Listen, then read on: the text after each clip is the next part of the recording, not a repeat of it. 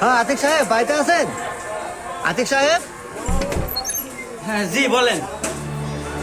Congratulation Atik সাহেব, আপনার চাকরির অ্যাপয়েন্টমেন্ট লেটার চলে এসেছে। হ্যাঁ, আল্লাহ, এতদিন পরে তুমি আমার স্বপ্নটা পূরণ করছো, ধন্যবাদ আপনাকে। কিন্তু দুঃখজনক বিষয় আতিক সাহেব, আপনাকে চাকরিতে আজকেই জয়েন করতে হবে, নাহলে চাকরি থাকবে না, চাকরি আপনি পাবেন না। আরে বাবু, তুমি এই জায়গায়?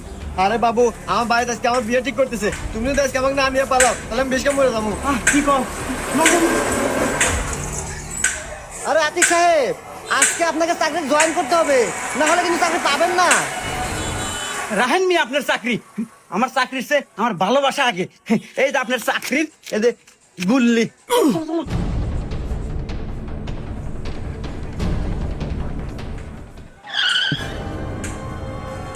আরে আপনি সোহাগী আপা না?